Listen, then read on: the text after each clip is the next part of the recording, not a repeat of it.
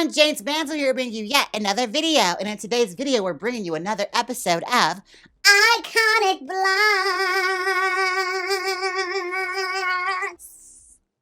Yes! Now in today's video, we are sticking around in the 90s. We just did RuPaul. We're going to do another blonde icon of the 1990s. Yes, the Baywatch babe herself, Pamela Anderson.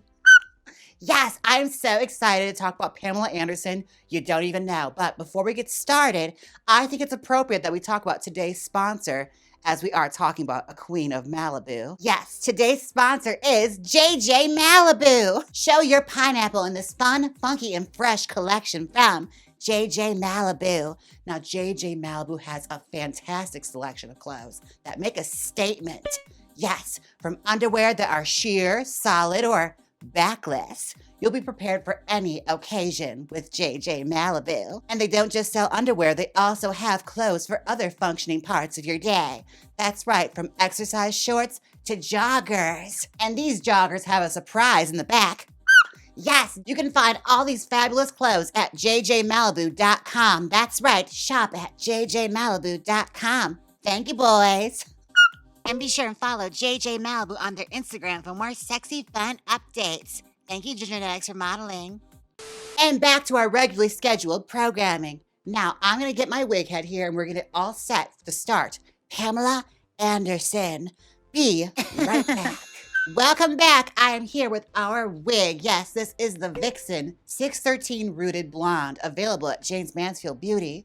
Now, for a Pamela Anderson wig, we need roots because that was a huge part of the 90s, was overgrowth in the hair. Like, having the natural root coming through blonde hair was really, really in. Everyone was doing it, from Pamela Anderson to Madonna, supermodels like Linda Evangelista. Tons of girls were doing this look. Like, just speaks volumes to how influential, you know, that blonde bombshell image was in the 1990s. Like, it had made a full resurgence, only updated to the 90s.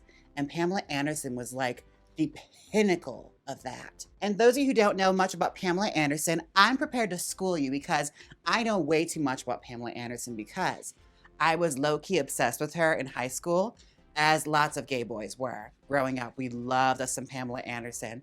And anyone that was just over the top, super glamorous all the time. Like, she was such an old Hollywood actress, like, way she like went about her life and celebrity. Like, you couldn't help but obsess over her. Pamela Anderson is from Canada, and she was discovered when she appeared on a Jumbotron at a sports ball game. I don't know if it was football or not. Do they like football in Canada? Maybe it was soccer. Either way, she was at a sports ball game, and the Jumbotron showed her cheering, and they saw her, and the crowd went wild. And from there, she got scouted by a modeling agent. It's almost like a fairy tale, this. A talent scout saw her and wanted to sign her to a modeling contract, and she had already done a few, like, you know, beer commercials in Canada.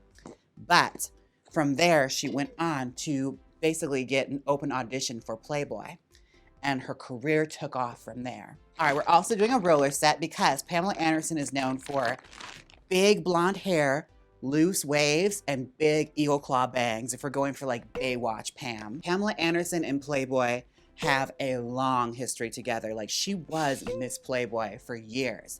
Like, every single year she would be doing a featured spread in it.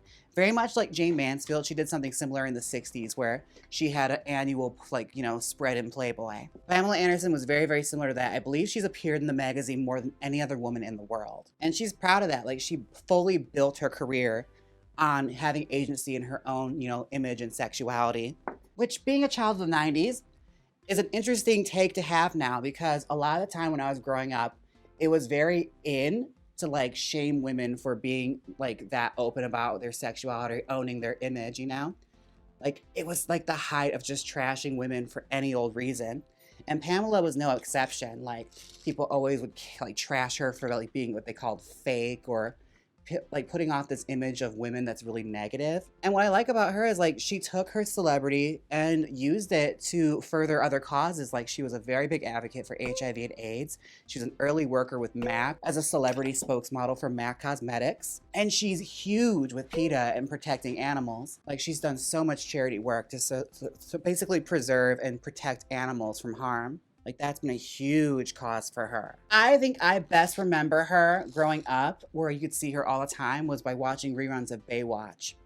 Baywatch was a phenomenon in the 90s, okay? Like, it first came out in the 80s, and I think like 89, and it was a snooze. Like, it got canceled immediately. But it starred David Hasselhoff, was not prepared to give up on it yet. So he brought it back with a new producer, and it became an overnight hit because they basically had riddled it with things that was missing from primetime TV at that time, which was sex. Sex sells.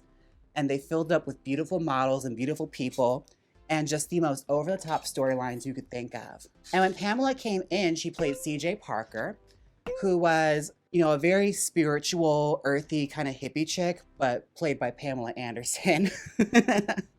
So, like, it was very interesting. And like, when you watch Baywatch episodes with CJ, she often was given plots that didn't really go anywhere.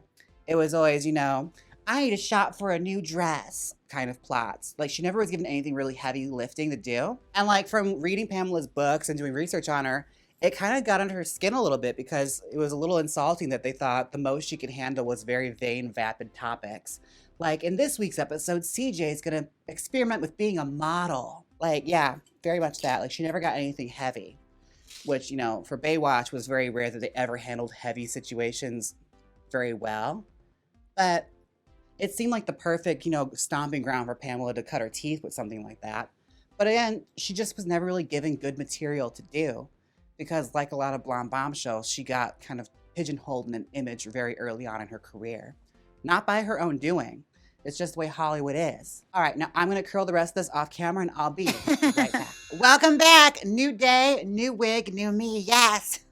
We are doing the second day now because, well, one thing led to another and I fell asleep last night, okay? So let's not talk anymore about it. So I am here to style this Pamela Anderson inspired wig. And let me just pick up from where I left off as far as conversation goes. Now, we were talking about the way she was basically used as a prop on Baywatch the entire time when she was CJ Parker. That is something that kind of continued to happen in her career. When you look at other movies like Barbed Wire and things like that, like, they didn't tend to lean a whole lot on her acting abilities. And I truly believe, like, had she de-dragged and been coached properly, she could have probably been a really successful actress, or at least, you know, a passable actress as far as Hollywood is concerned. But that's kind of always been the thing with her, is like, they always dismiss blondes like that of being a certain type and being a certain actress, and this is the only roles that are available to them and will only ever be available to them. But I beg to differ. Like, again, had she been coached properly, she probably could have been steered a different direction than, like, you know, just being the sex symbol Pamela Anderson. But that's just me. I always want the best for everyone, especially my beautiful Hollywood blondes, as you all know I love. Oh, Barbed Wire. If y'all haven't watched it, I actually reviewed that movie with Allison Pregler on her channel, Movie Nights. And that's honestly one of my favorite movies growing up. I watch it all the time, even though it was wildly inappropriate for me to be watching. It's so weird. It's like the Casablanca remake that no one asked for. Bogey and a Bustier is who she's playing, yes. Barbed Wire, which based on a comic, one of the first actresses to have a comic book movie.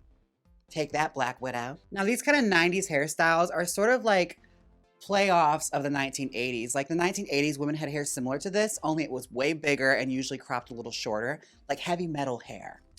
But in the 90s, they updated a bit to make it more like old Hollywood, but meets the 90s. Like, all the supermodels had hair like this with the blonde hair with the root coming in. And Pamela was no exception because she was being molded a lot after that.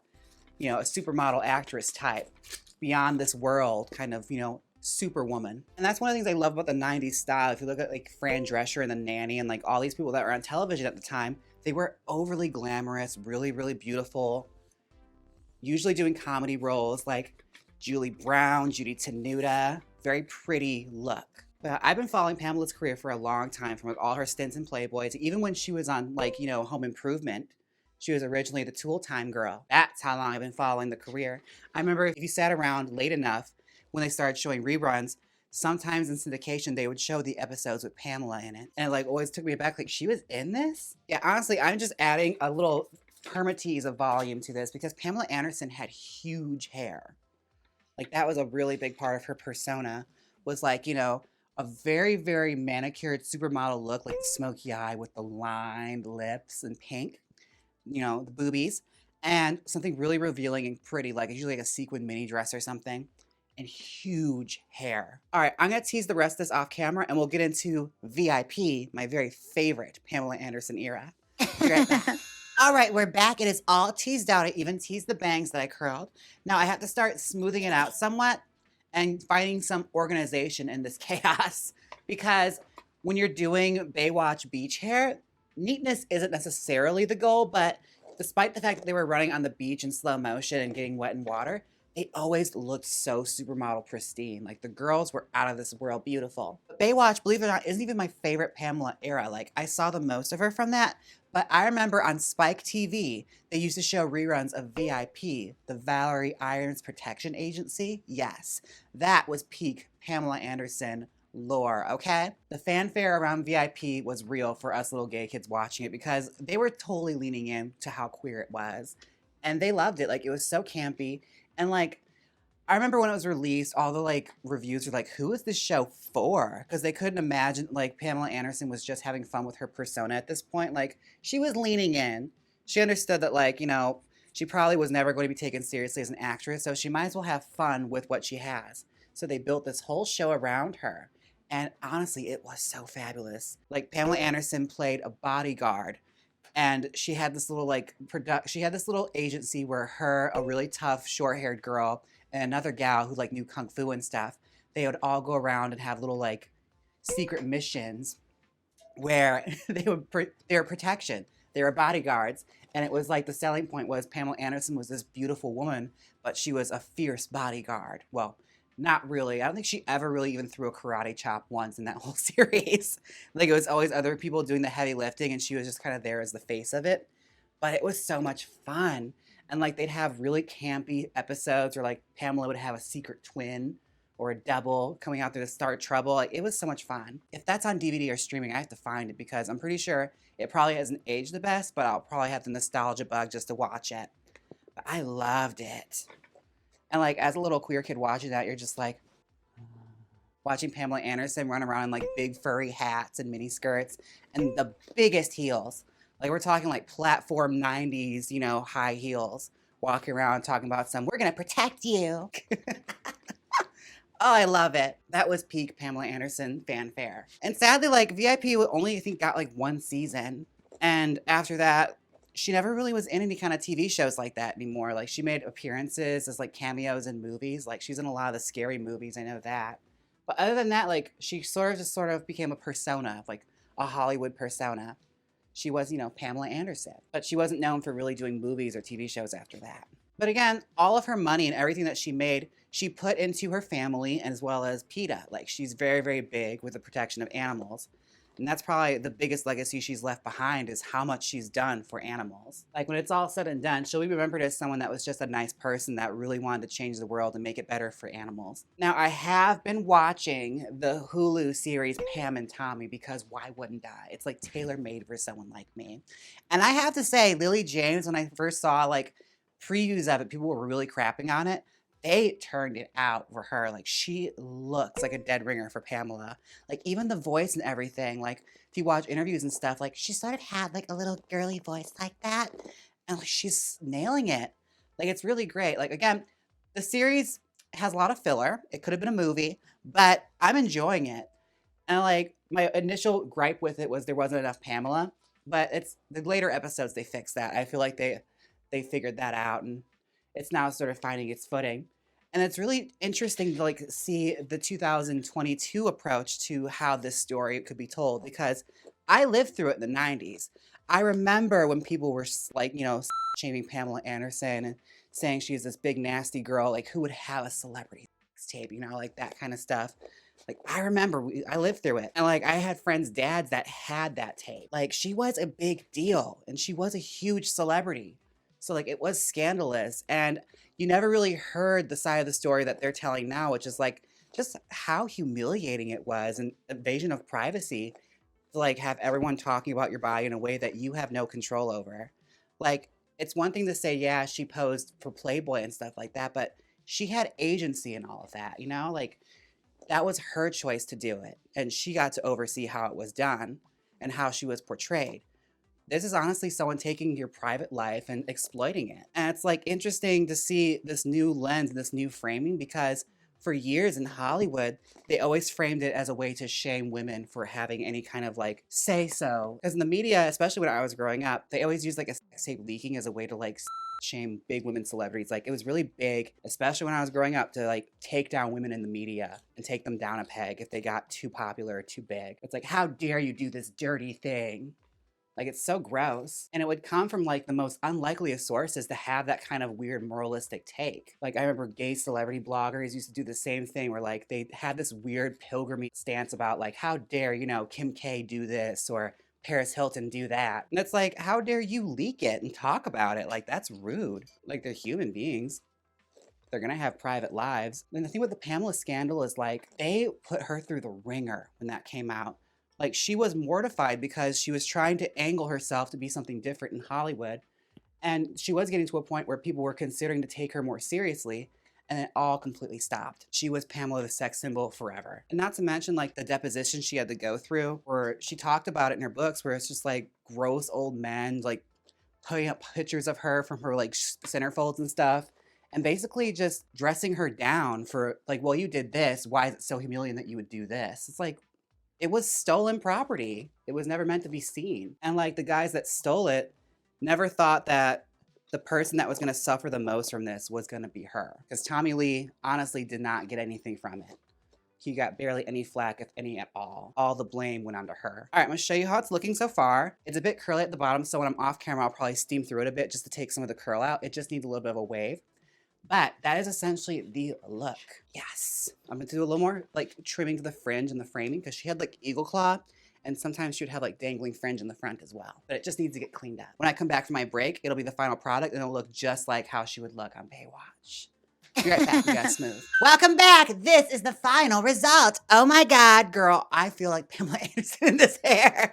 Oh my God, it is so 90s. You look more like Dawn French dressed as Pamela Anderson. I had to say the MVP of this style has to be the wet hairspray. I took a little wet hairspray and just sprayed the ends with it and ran my fingers through it, and it gave that wet hair look texture that was so big with Pamela on Baywatch.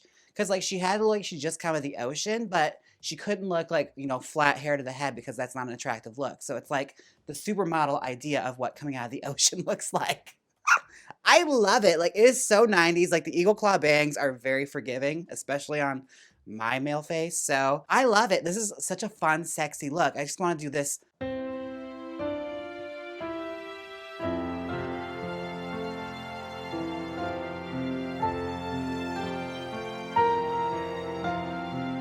She's very big on that. Like, she always gave like, you know, bedroom eyes. I love it. Oh my gosh. This is so much fun. Thank you guys for recommending this iconic blonde Miss Pamela, an absolute favorite of mine.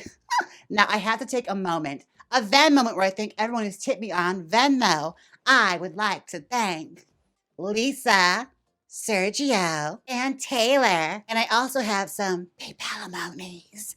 I would like to thank Andrew, Catherine, Sam, Aslyn, Alexander, Alan, and I also have some cash appetizers. Thank you for that name, by the way. From Ben, Paul, and Regina. Thank you all so much for the tips on Venmo, PayPal, and Cash App. Now, this has been a very fun episode of Iconic Blondes.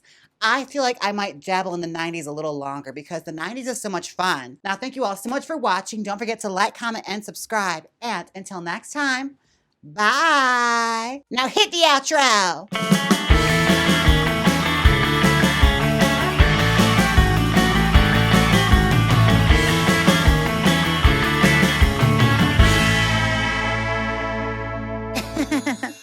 Click here and watch my last episode of Iconic Blondes. Last one was RuPaul. Or see Trixie Mattel do my makeup. Come on, click it. You know you want to. If you don't click it, I'll serve you the nastiest spread on a charcuterie, the cheese board. It's gonna be nasty, okay? Just click it.